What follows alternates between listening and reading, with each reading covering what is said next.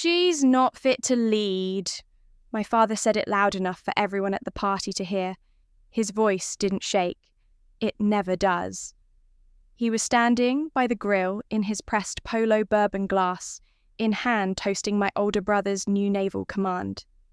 Behind him, the flag snapped in the wind.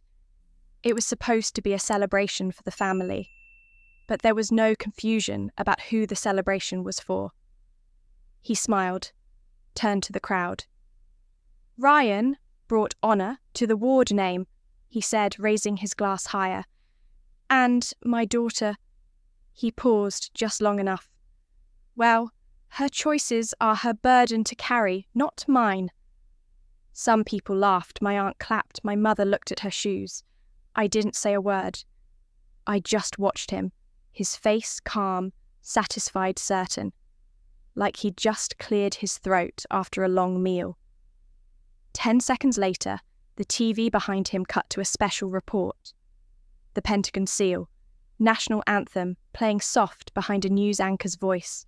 Breaking news, Cameron Ward, 33 years old, promoted to Major General, making her the youngest general in US military history. My name, my rank, my photo in uniform. Everything froze. The bourbon glass in his hand tilted. He turned. He saw the screen. And still, he said nothing. But I saw it in his eyes. He knew exactly who I was. He just didn't want anyone else to know.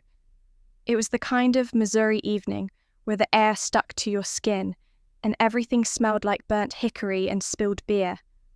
The Ward family ranch was dressed up like a 4th of July special red checkered tablecloths, kids chasing each other with plastic flags, adults parked in folding chairs near the grill. Ryan was the star of the night, newly promoted to ship commander. Navy whites, even had his own banner strung over the barn. "Congratulations, Commander Ward." I tried to catch my mother's eye. Evelyn Ward stood by the buffet, ladling mashed potatoes onto Ryan's plate as though it were a sacred offering. I said, "Hey, Mum." She glanced at me, her smile tight and distracted. "Hi, sweetheart," she whispered quickly, eyes darting back to Ryan. "Be sure to grab some corn before it's gone." She turned away that fast when Dad Graham Ward rose from his chair with a glass of Four Roses bourbon in hand. The yard fell quiet. His voice, aged by years of command and arrogance, boomed across the gathering. I'd like to make a toast. Every head turned, phones dropped. Conversations died. He lifted his glass high and looked directly at Ryan. "To my son, Captain Ryan Ward, a man who carries the Ward family legacy with honour and brilliance." Applause erupted. Whistles, cheers, pride soaked the air like humidity. Then he turned to me. He didn't say my name, just raised his glass again. "And my daughter. Well, her choices are hers to carry. Some burdens aren't meant to be shared." A few polite chuckles. I caught my cousin Jenna mouthing yikes to her boyfriend. Ryan kept smiling, modest but smug, like he'd earned this moment, and maybe mine too. My mother didn't look at me. She adjusted the fruit bowl. "Dad," Ryan said, trying to soften it. "Come on." My father shrugged. Nothing wrong with honesty. Then the television behind him blinked to life. It had been muted, playing baseball reruns.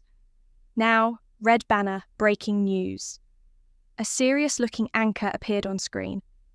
"This just in Cameron Ward, 33, confirmed by the Department of Defense as Major General, making her the youngest general in US military history." My photo appeared next to the seal. Dress uniform, full honours. My name clear as daylight. Nobody spoke. The only sound was the distant sizzle of the grill and someone coughing near the lemonade cooler. My father turned slowly, looked at the screen, said nothing. He handed his drink to Uncle Joe like it had gone sour. Ryan blinked at the TV. "Wait, Cam." My mother finally looked up. But she stopped herself. Jenna whispered, "Oh my God." I looked at them, all of them. No one clapped. No one said congratulations. No one even moved. My father's eyes didn't flicker.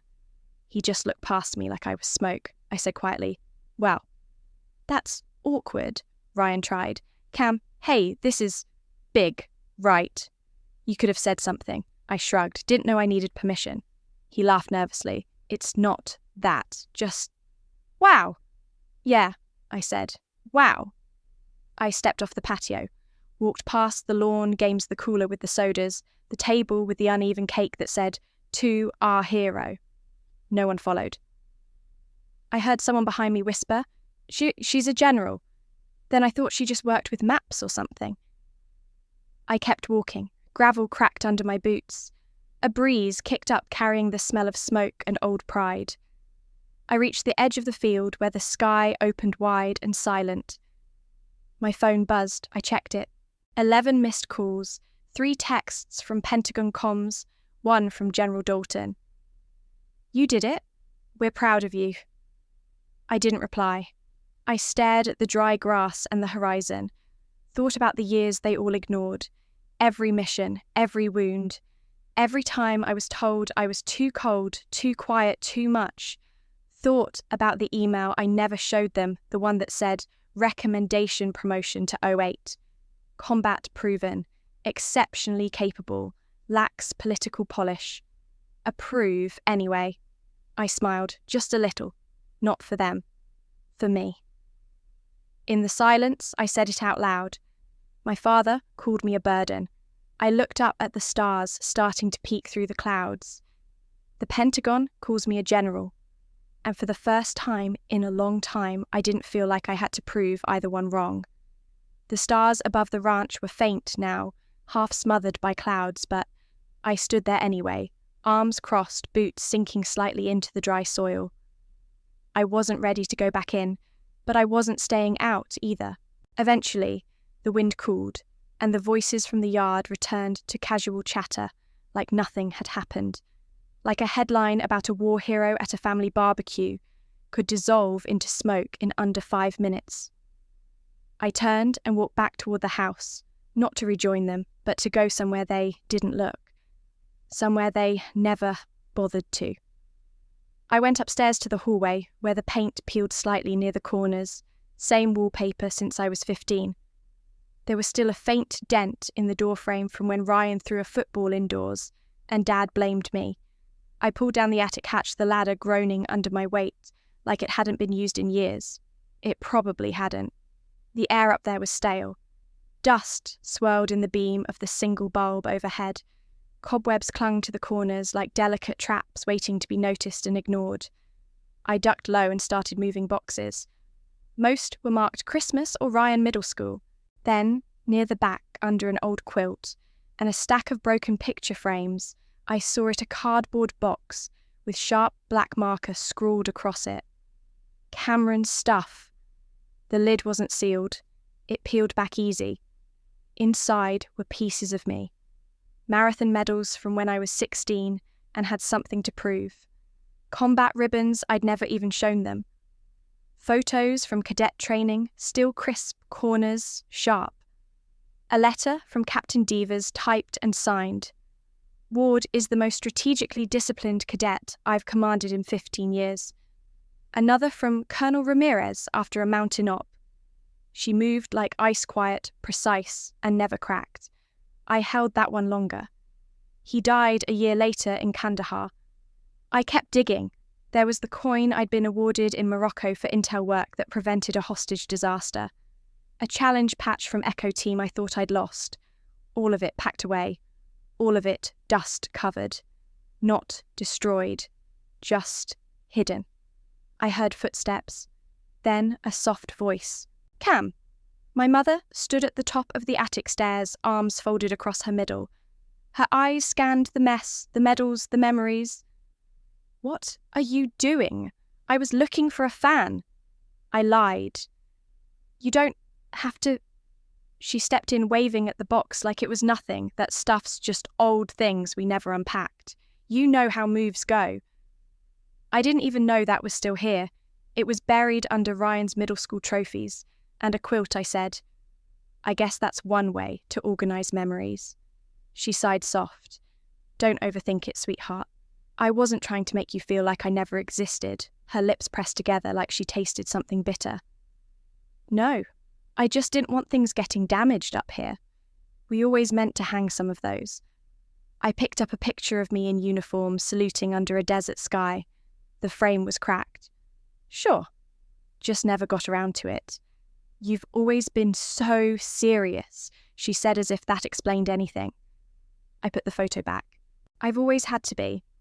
I stood up, dusted my palms on my jeans. She was still there, not angry, not apologetic, just tired. Maybe that was her defense. Just be tired enough and no one expects you to pick sides. Dad never came up here, did he? I asked. She didn't answer. Because if he had, he would have burned it. Cameron, she said and reached a hand out. I didn't take it. I'm not mad, I told her. I just finally understand. Understand what I wasn't forgotten. I was erased. Carefully. I closed the box, but I didn't seal it. Walked past her and back down the ladder medals, rattling gently inside. She didn't follow. The air on the second floor felt heavier than the attic. I passed Ryan's old room, still spotless posters, framed bed made like a hotel. Mine had been turned into a sewing room the year I left for Bootcamp. Said it was temporary. I guess they forgot to undo it. I went back outside and loaded the box into my trunk. No one in the yard noticed. I started the engine but didn't drive off. Just sat with the door open, hands on the wheel, the weight of memory in the back seat. I didn't feel anger. I felt accuracy. Finally. The hum of the engine was steady, like a metronome tapping against the past. And it didn't take much for it to slip back in the blueprint of who I was drawn long before I ever wore a uniform. I was 8 when Ryan got his first horse. A black gelding with a white blaze down its nose.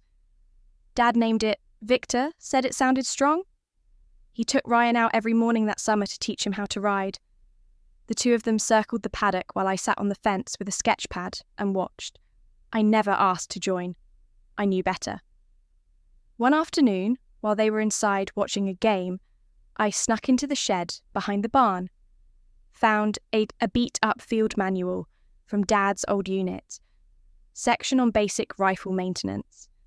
I read it cover to cover, cross-legged in the dust, memorizing the diagrams like scripture. A week later, I asked Mum if we still had Dad's old practice rifle. She looked confused, said she thought it was locked up. It wasn't. I found it in a trunk beside the Christmas lights. I took it apart for the first time in the garage grease, under my fingernails oil stains on my jeans. I didn't tell anyone. No one asked. At 12, I won a middle school essay contest on military leadership. Ryan got a pizza party for showing up to baseball practice on time. Dad hung Ryan's certificate on the fridge. Mine went in a drawer. When I was 16, I qualified for the National Strategy Challenge. It was a big deal, top 10 in the country. Final round was in DC. My instructor said it might open doors. I remember coming home that night, the envelope still in my hand. Dad was in the living room with Ryan talking game plays for Friday's match. I waited for a pause, then said, I made it. Nationals, they picked me. He didn't look up, just said, That's good. You'll have to make your own travel arrangements, I guess. We'll be at the game. I didn't cry. I didn't argue. I booked a seat on the Greyhound, tied my hair back, wore my cadet blazer, finished 3rd overall. Silence was safer. It left no room for disappointment. If you never asked for anything, you couldn't be told no. That was the rule. Be good. Be quiet. Don't interrupt. Don't need too much. I followed it so well, they forgot I was there. Or maybe that was the point. Maybe they wanted a daughter who didn't make noise, didn't ask to be seen. One winter, when Ryan was in his senior year, Dad took him out back to teach him how to chop wood. A man should know how to split something that resists him, I heard him say. I watched from the kitchen. Later, when they left, I picked up the axe myself, cracked my first log in 2 swings. That night, I told Ryan.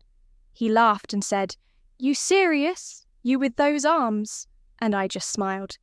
Not because it was funny, but because pretending it was easier than explaining. In college, I enlisted in ROTC without telling anyone. Got the acceptance letter to Fort Valor in the same mailbox where Mum usually dropped grocery coupons. I signed the line alone, left a copy on the kitchen table. They didn't say goodbye when I shipped out, just let the door close behind me. No hugs, no pictures, no packed lunches, just the click of the lock and my boots on concrete. Somewhere around that time, I stopped trying to send postcards. When you don't hear back, silence stops being lonely. It starts becoming familiar.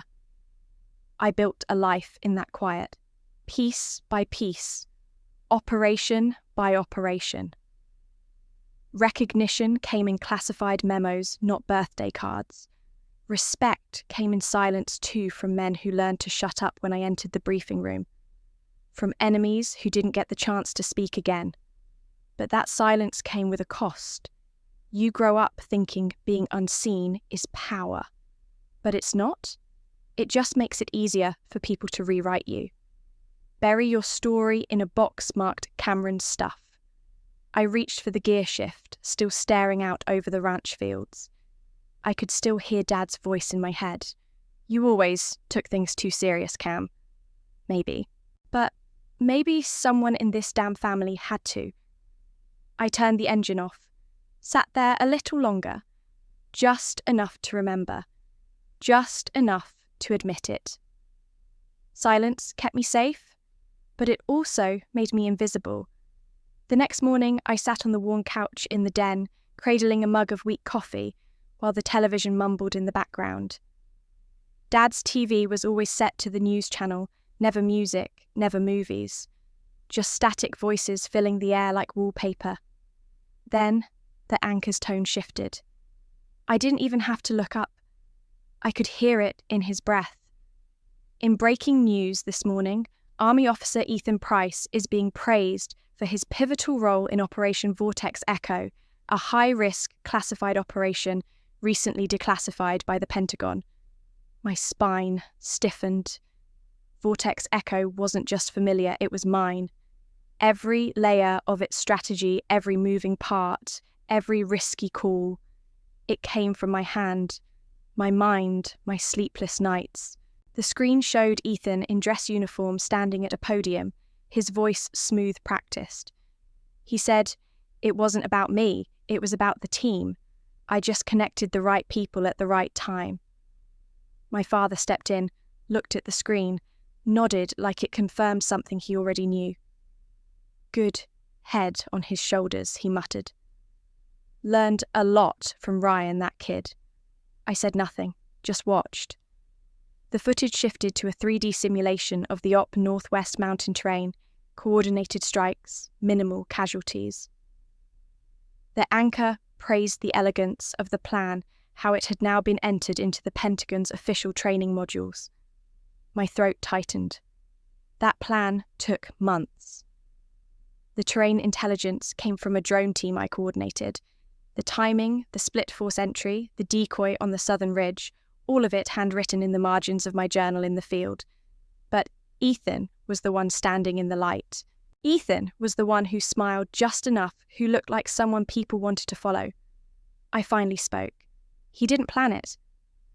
My dad looked over, brow raised. "Cam, don't start. It's not a competition." I stared at the screen. He wasn't even there for the second phase briefings. He had clearance, but he didn't show. Dad shrugged. "Then maybe you should have presented it better.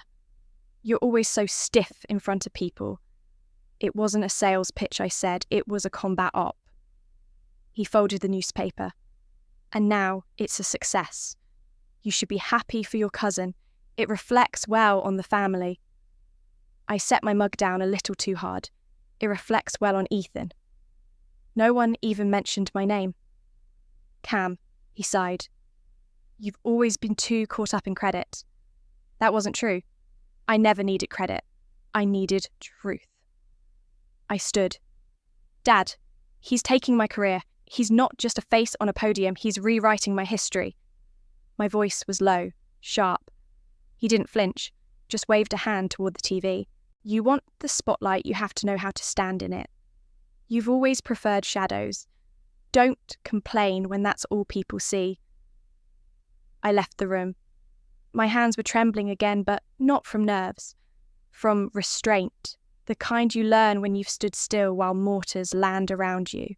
The kind you use when your jaw tightens, but you keep walking because no one else will.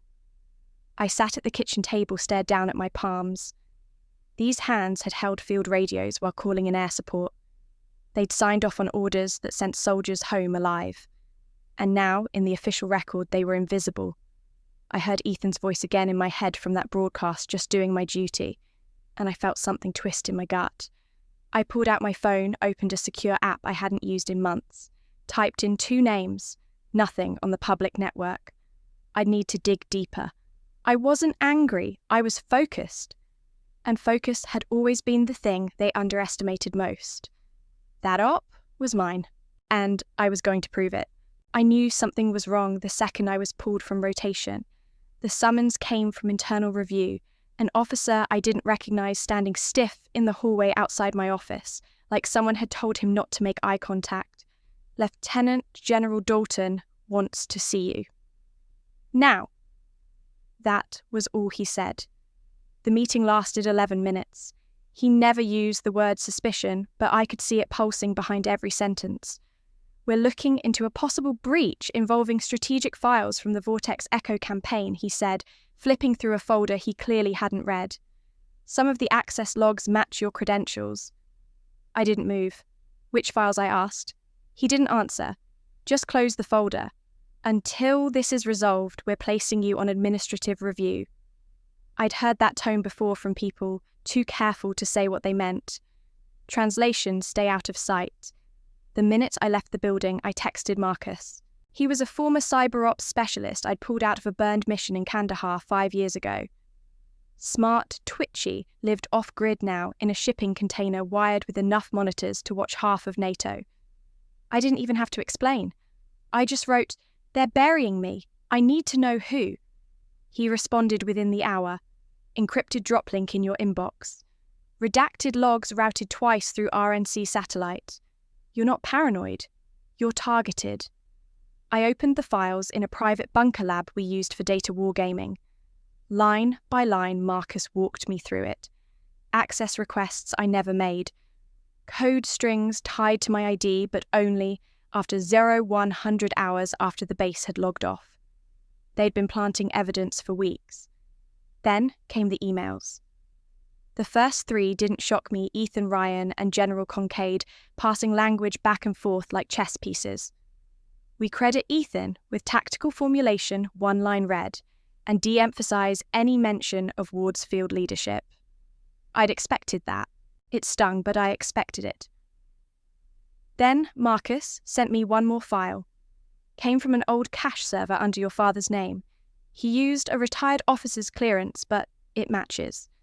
I opened it. No greeting, no signature block.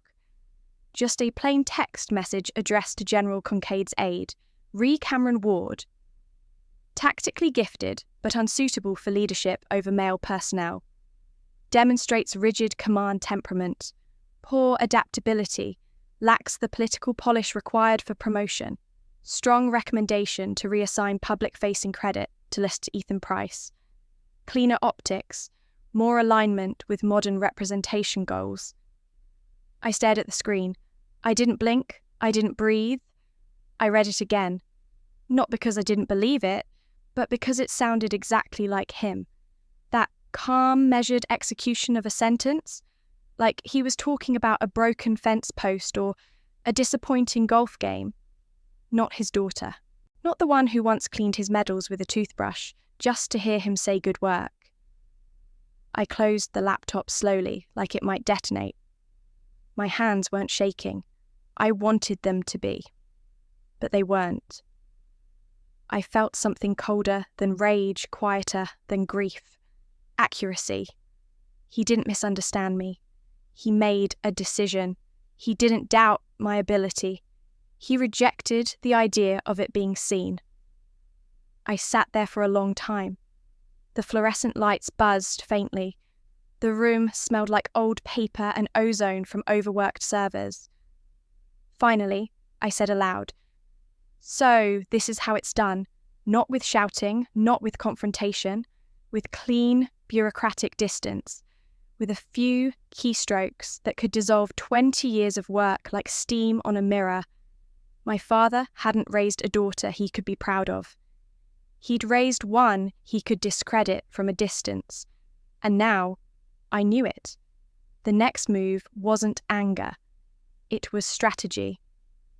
I turned the screen off, picked up my field notebook, wrote 2 words at the top of a clean page, Operation Delta.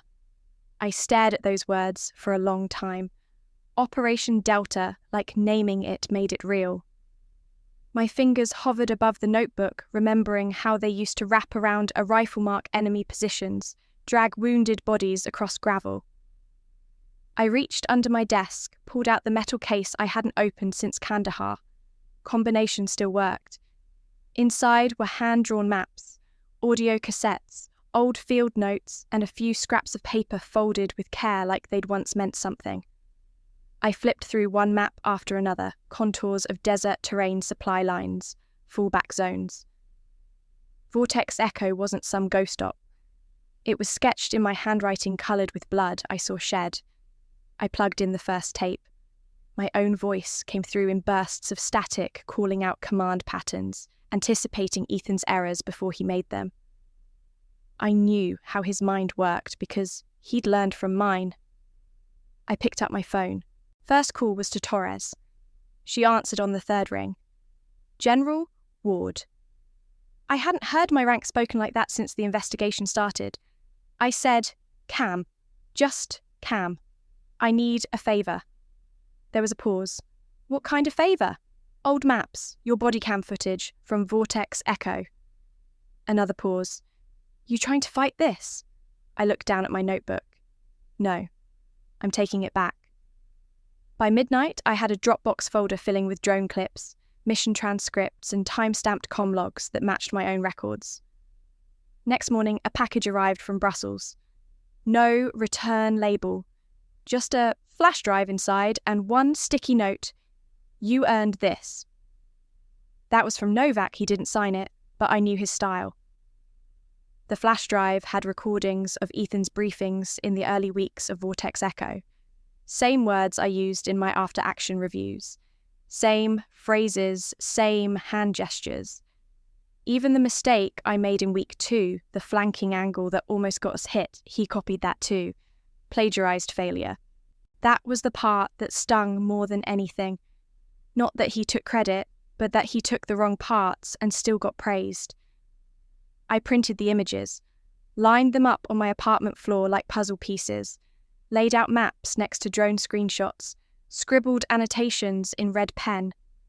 Then I went to the back closet and pulled out my spare uniform, pressed sealed and nearly forgotten.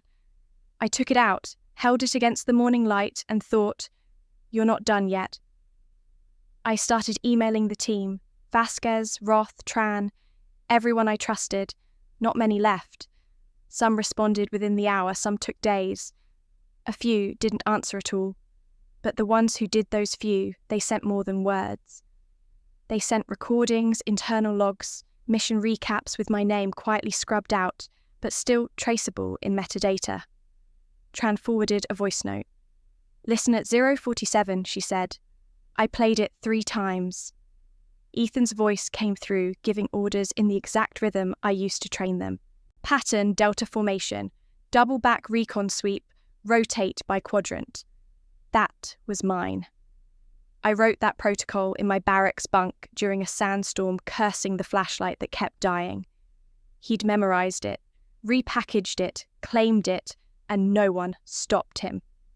That night, I cleared the kitchen table, spread everything out.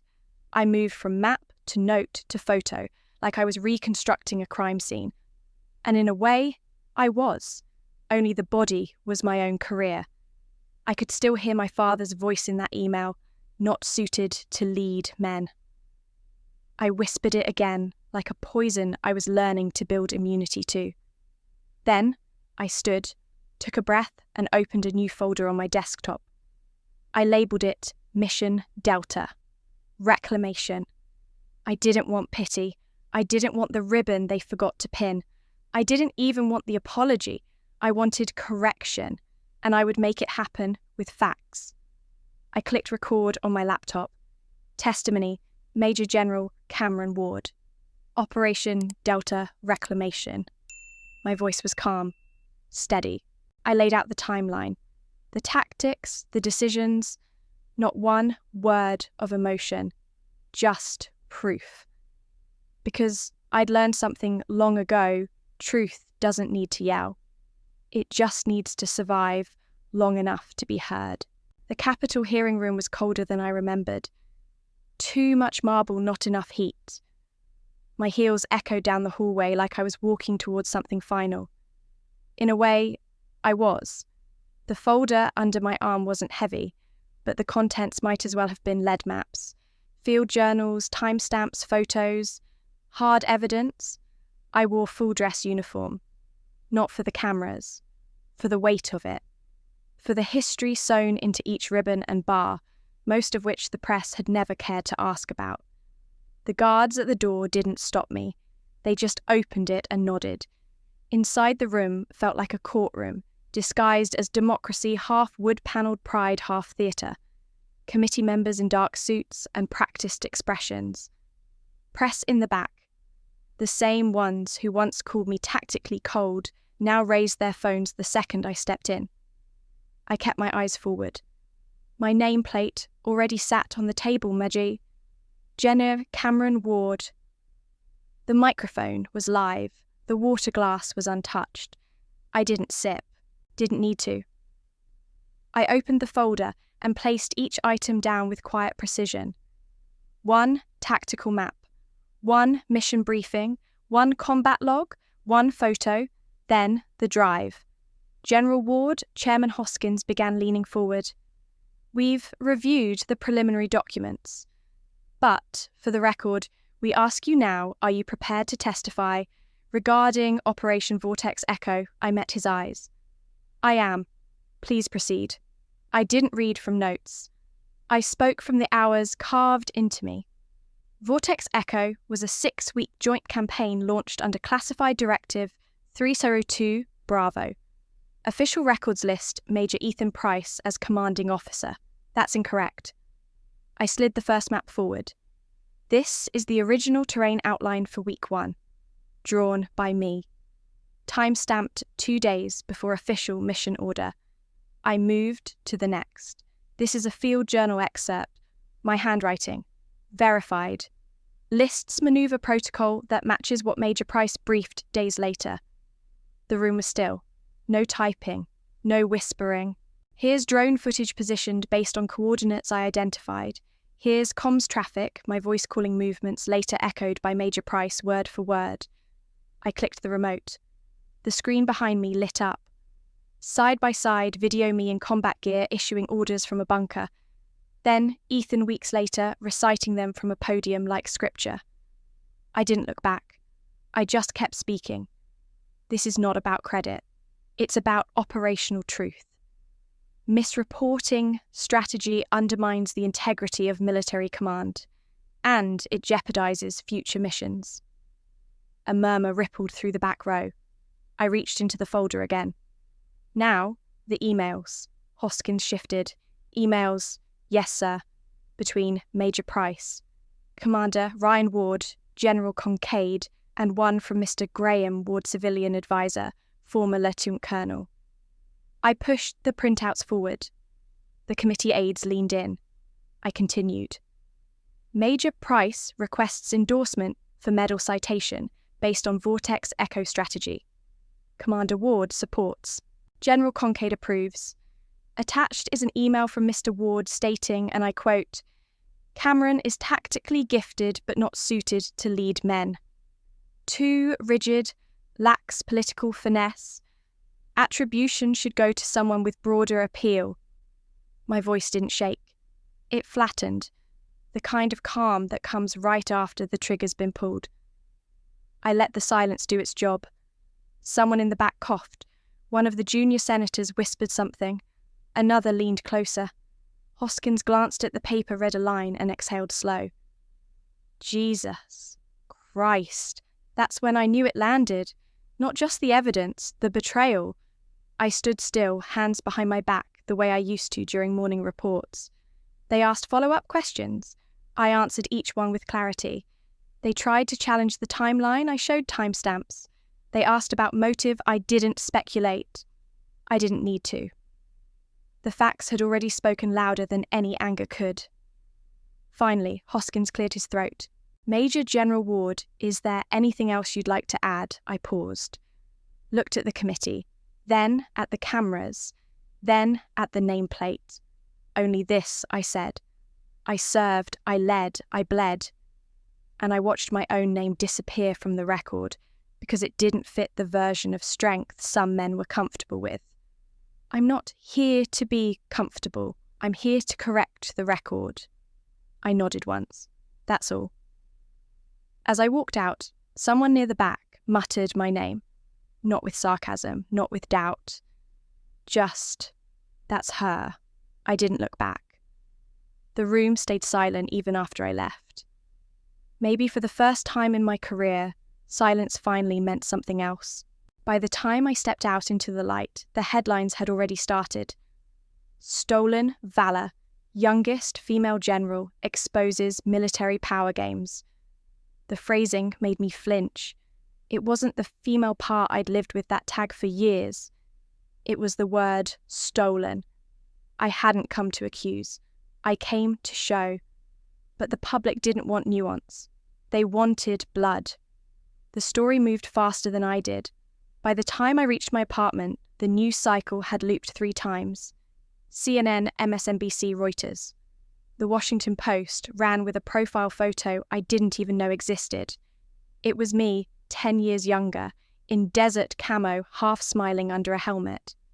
The caption read, Major General Cameron Ward, the quiet strategist who refused to be erased. There were panel discussions, think pieces. Why do we ignore quiet leaders? The cost of silence in the ranks. From tactical genius to scapegoat. A timeline. I didn't read them, not all the way through. I scanned, enough to see the words vindication and systemic bias thrown around like confetti. I didn't feel vindicated. I felt exhausted. Ethan Price was dismissed within 48 hours. Not a resignation, a full revocation. Career ended. Ryan announced early retirement. No ceremony, no press. Just a memo through naval channels. Sources said health reasons. I knew better. Kincaid went next. Stepped down to spend more time with family. I wondered if that was the same line he used when he wrote off mine. I watched it all from my kitchen counter, phone buzzing every 5 minutes. Journalists, veterans, classmates, strangers. People saying I was brave, that I spoke for the unheard, that I changed the game. I didn't respond. I wasn't trying to change the game. I just refused to be erased from it. Then, around dusk, my phone rang again. Not a number I saved, but I didn't need caller ID. I let it ring. Once, twice, 5 times. It went to voicemail. Then, it rang again. Same number. Same silence pressing in behind it. I still didn't answer. The 6th time I switched the phone off. A few minutes later, a text came through from my mother. He didn't think it would go this far. I stared at the screen for a while. The words didn't feel like comfort. They felt like insulation, like she was padding his fall before I had the chance to throw him. I typed slowly. Not out of anger. Out of precision. He knew. He just didn't think I'd survive long enough to speak. I hit send. No reply came back. The silence felt different now. Not heavy, not empty, just final. I turned off the TV, walked to the bedroom, took off the uniform jacket and hung it in the closet like it belonged to someone else. My hand brushed the name tag. Ward, still there, still mine. The apartment was quiet. Outside, sirens blurred into the usual city hum. I sat on the edge of the bed, shoes still on, and let my mind catch up to the day. It didn't. Not fully. I kept seeing that hearing room, that senator whispering, "Jesus Christ." The folder spread open, the evidence laid bare. I thought I'd feel triumphant. I didn't. I felt intact, like a broken thing that finally stopped being explained and just got to exist. There was a knock at the door. I looked through the peephole. It was Sarah, former comms specialist from Vortex Echo. She held up a flash drive between two fingers. I opened the door. "You didn't have to come all this way," I said. She smirked, didn't trust the mail. I stepped aside. She dropped the drive on the table. "More recordings, one from day 4. Ethan, repeating your whole briefing, even got the cadence wrong." I nodded. "Thanks." She paused. "How are you holding up? I'm vertical," I said. She smiled, then stepped back toward the hallway. "You're not alone in this, just so you know." "I know," I said, and for once I did. She left.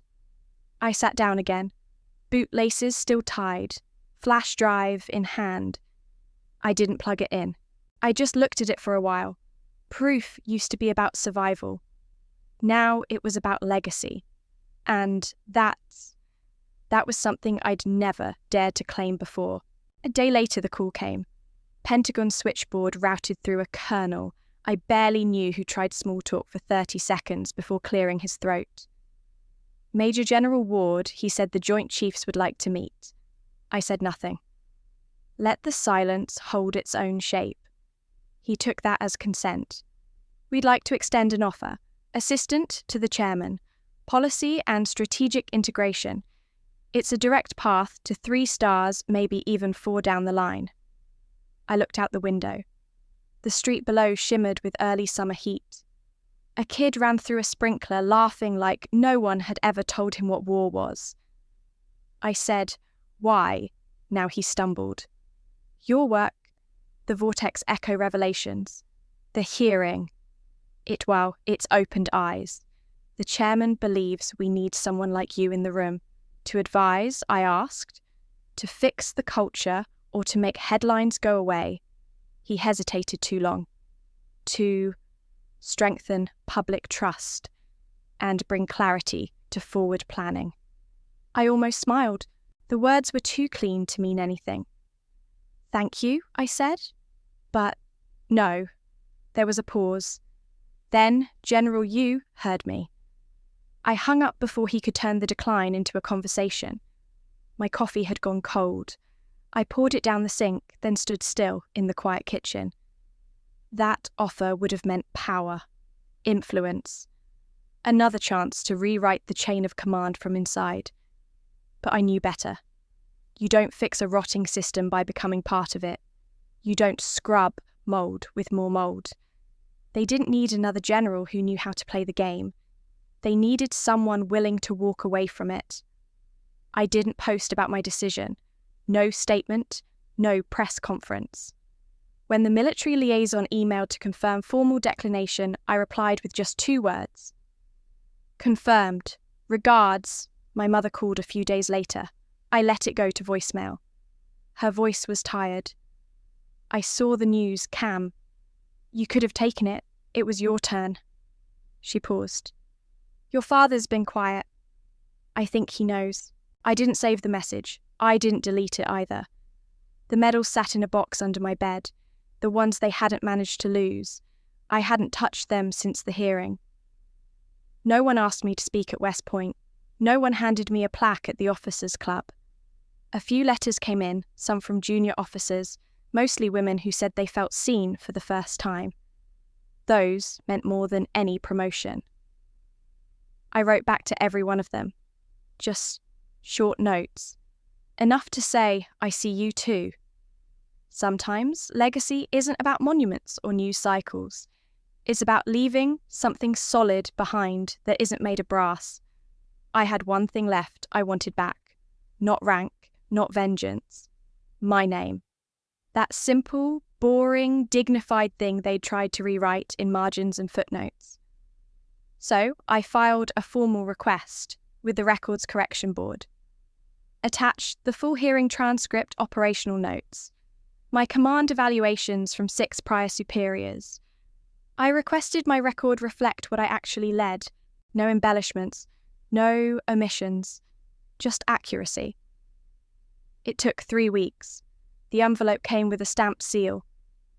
I opened it with a steak knife standing at the kitchen counter still in gym clothes. The paper inside was brief. Request approved.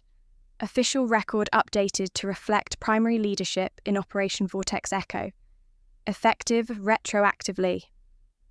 I exhaled, not in triumph, in relief. I folded the letter and slid it into a file labelled simply Ward. Then I threw out the old one. I didn't need both. I didn't frame the new letter. I didn't tell anyone it arrived. I just placed it in the drawer and closed it. For the first time in years, it felt like I didn't have to defend the space I occupied. They had taken a lot from me credit trust years. But I had my name. And for someone like me, who'd been edited out of family albums and erased from dinner table stories, that was enough. I didn't throw a ribbon-cutting ceremony. There were no champagne flutes, no slow-motion footage of a red cloth sliding off a plaque. Just a weathered steel door repainted navy grey and a simple wooden sign bolted just above it. Stone Institute for Strategic Integrity. The font was clean.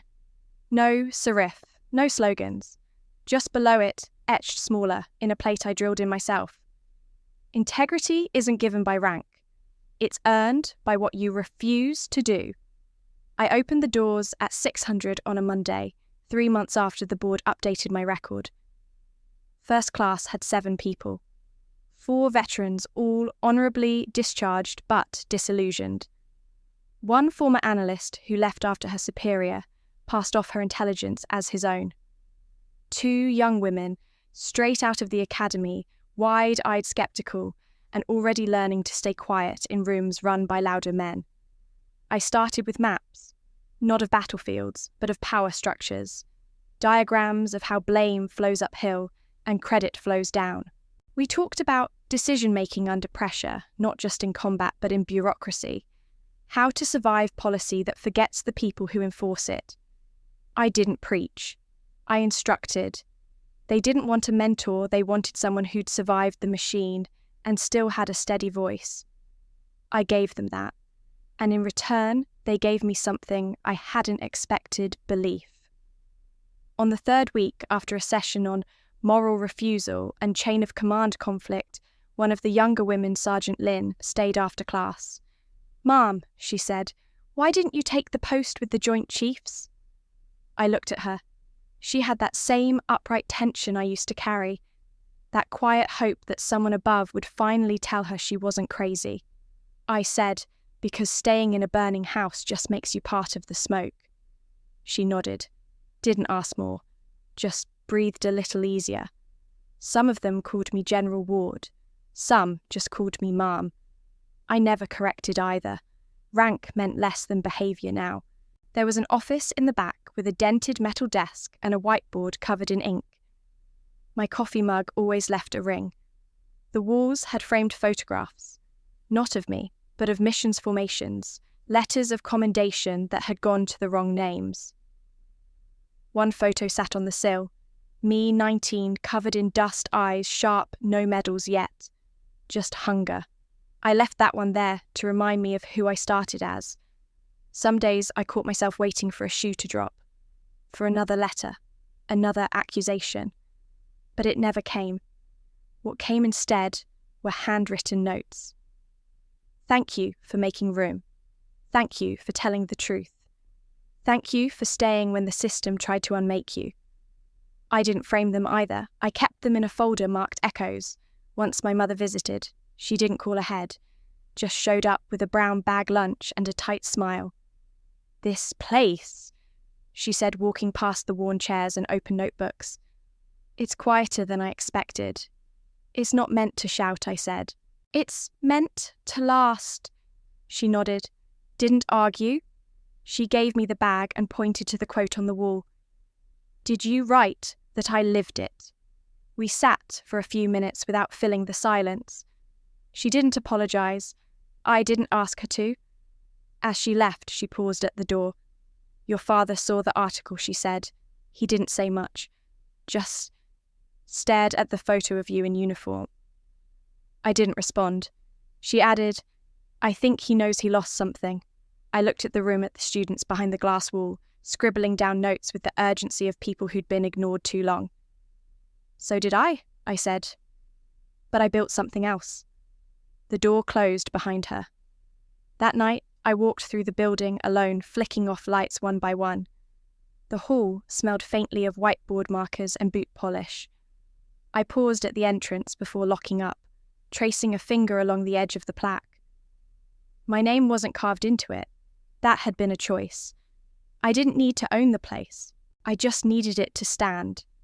For everyone who'd been erased. For every voice told they were too much or not enough or not the right fit for leadership. This was their ground now. I locked the door, stepped into the dark, and let the silence settle around me like armor, not to defend, but to define. The knock came just after dusk. Not urgent, not hesitant, just there. I opened the door to find her standing on the porch with a cardigan pulled tight around her and a small box clutched in both hands. She didn't say hello, just looked past me into the entryway like it was some place she hadn't been in a long time. I stepped aside. "Come in," I said. She did, quietly. No shoes.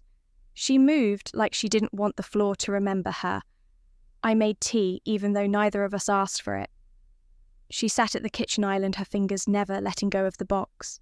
We didn't talk about the hearings, or the institute, or Dad. It was like we both agreed silently that we weren't here for that. Finally, she slid the box across the counter to me. A pale blue jewellery box. I opened it expecting a brooch or something from her mother's collection. Instead, there it was. The medal from the Kansas Marathon. Age category 15 and under. It had a faded red, white, blue ribbon and a dull bronze sheen that had once looked like gold to me. Now, it shone. Not because it was new, but because someone had taken the time to polish it. I touched it. The metal was cold and smooth, and my throat caught the way it used to when I had to run hills in the rain with a torn tendon. She said I hid it under your bed, the night you left for basic. I thought you'd forget it eventually. I didn't look at her right away. I just held the medal in my hand like it might evaporate. "I never forgot," I said. "I just didn't know you remembered." She nodded.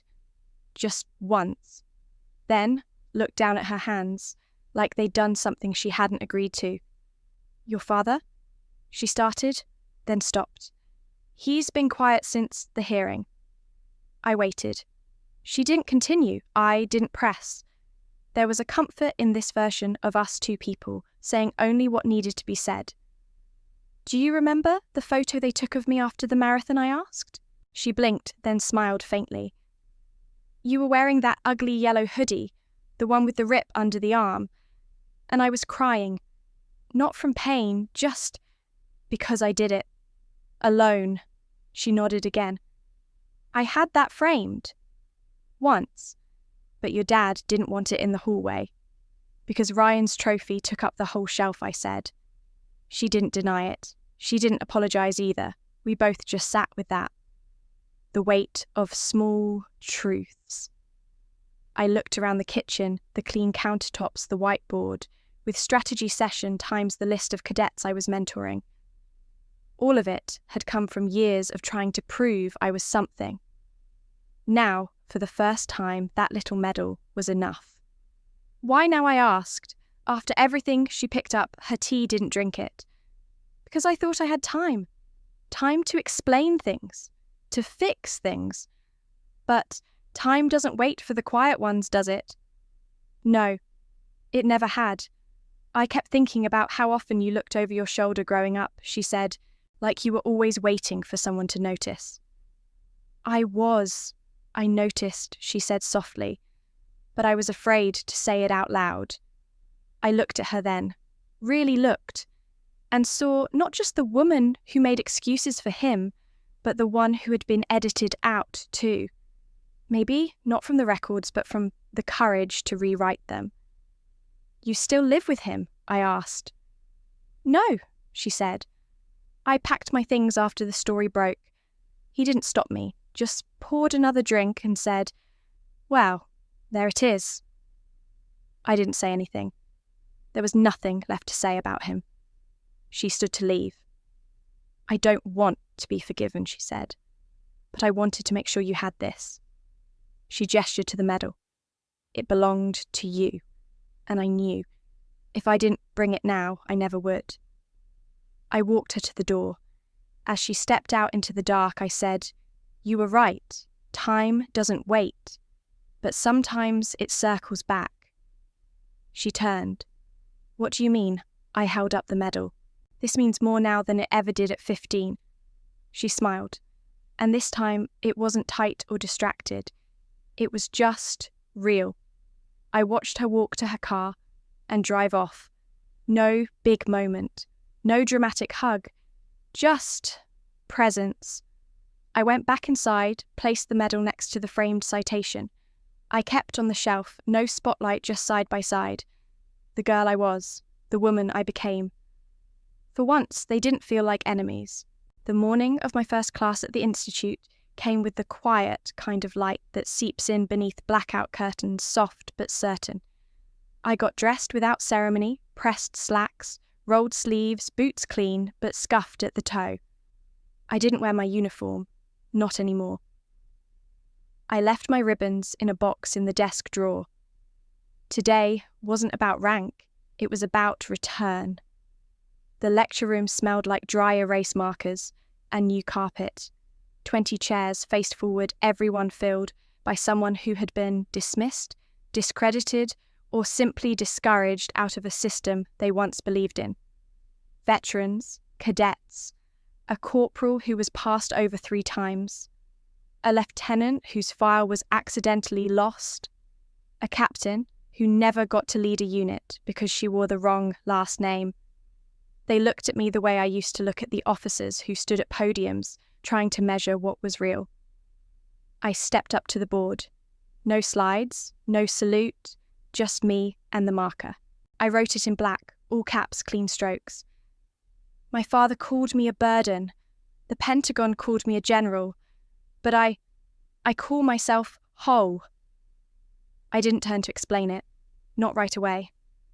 I let the words sit in the air, let the room breathe them in. There was no need to raise my voice. The quiet carried. "You're here," I said, finally, because something in you chose truth over comfort. Not everyone gets punished for that. But most of us do. Someone nodded. A few stayed still, arms folded not in defiance, but in defense. I knew that posture. I'd lived in it. I pointed to the back wall, where an old map hung a battlefield schematic from Operation Vortex Echo. The same one I'd once pinned to my bunk wall, the one they said never existed. Now laminated, annotated, a teaching tool. "This map got me in trouble," I said, "because I drew it, because I believed in it, because I won with it." A hand went up young, sharp, direct. "Why didn't you fight louder?" Back then, I smiled not because it was funny, but because I understood the urgency in the question. Because when you fight loud in the wrong room, they turn down the volume. But if you survive long enough, you build your own room. I paused. "And in here, no one's going to mute you." That got a few raised eyebrows, a few exhaled chuckles. I took a breath. Every one of you has something they tried to erase. A medal they forgot to award. A mission they gave someone else credit for. I'm not here to give you back what you lost. I'm here to help you reclaim it on your terms. I looked down at my notes. Blank. I didn't need them. "We'll start with strategy," I said. "But not battlefield.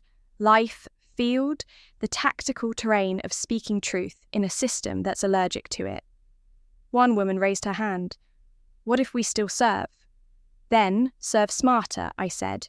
You don't fix a broken compass by throwing it out, you recalibrate. The group leaned in. Not like students, like comrades. I walked back to the board, underlining one word, whole. They gave me titles, I said, cadet, soldier, officer, general. But none of them mattered when I went home. None of them protected me from being ignored, rewritten, erased. I let that sit for a moment. What matters is the title you give yourself. I turned back to the map, looked at the faded ink lines that had once been a battlefield, now a lesson plan. A piece of chalk rested in the tray. I picked it up and wrote one more thing in the corner, smaller this time. Truth isn't heavy. It's just hard to carry when you've been trained to drop it. I didn't ask them to agree. I just asked them to begin. That was enough. I dismissed the class not with orders, but with invitation. One by one, they filed out heads high. As the last chair scraped against the floor, I turned off the lights, stood in the dim, the map behind me, the board ahead. I ran my fingers over the word whole, thought about the years it took to earn it, not from others, from myself. I stepped outside. The sun was higher now. No banners, no salute. But a breeze cut through the morning air, and it carried something new. Not smoke, not old pride, something cleaner. And as I locked the door behind me, I thought, they called me a burden. But I became the one thing they couldn't carry, the truth. If you're someone who's ever been called too quiet, too much, too different, or worse, invisible, know this, you're not alone. Maybe your family only claps when someone else speaks. Maybe your name disappears from group photos or holiday toasts. Maybe every time you tried to rise, someone reminded you where they thought you belonged. But here's the truth they can't erase. You're still here, and that matters. In a world that rewards noise, your steadiness is power. In systems that favour the familiar, your difference is clarity. And if you've ever been told you're hard to love, hard to lead, hard to understand, remember that usually means you're someone who sees through the fog. Right now, all across the world, people like you are learning how to heal. Some by writing their story down for the first time. Some by returning to a dream they were once told was impractical. Some by finding their people online in groups or just in safe corners of their day where they're allowed to exist without performing. Healing isn't loud. It's slow. It's making space. It's reclaiming your name. Not with fanfare, but with quiet certainty. Like Cameron did. Like you can. If this story made something inside you feel seen or softened a part of you that's been carrying too much for too long, stay with us. We share stories like these to remind you you're not broken. You're becoming. Subscribe to the channel if you haven't already. Not for numbers, but because healing travels further when it travels together. You never know who needs to hear the truth next. And maybe the next story will be yours.